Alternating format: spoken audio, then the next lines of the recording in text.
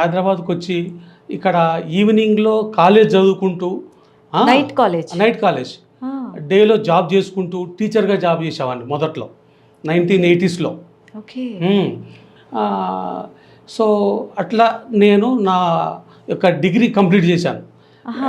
Inter అయిపోయిన తర్వాత ఇటు ఉద్యోగం చేసుకుంటూ నైట్ కాలేజ్. చిన్న పిల్లలు 18 ఇయర్స్ బాయ్ ఉన్నప్పుడే నేను జాబ్ చేశాను. అప్పటికే అంత మెచ్యూరిటీ వచ్చేసింది మీకు? అంతే, మెచ్యూరిటీ.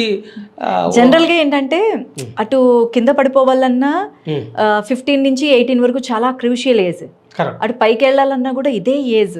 అలాంటి ఏజ్లో మీరు చాలా మెచ్యూర్డ్గా ఆలోచించి పొద్దున్నంతా ఉద్యోగం చేస్తూ సాయంత్రం అంతా నైట్ కాలేజ్లో చదువుకుంటూ.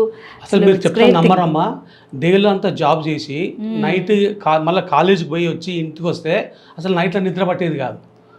అంటే అంత అలసిపోయే వాళ్ళం. సో అట్లా కూడా కష్టాలు పడ్డాం మేము. తర్వాత ఏంటి, మనమే వంట చేసుకోవాలి, మనమే బాసనలు తోముకోవాలి, మనమే బట్టలు పిండుకోవాలి. సో ఆ రోజుల్లో ఫెసిలిటీస్ లేవు.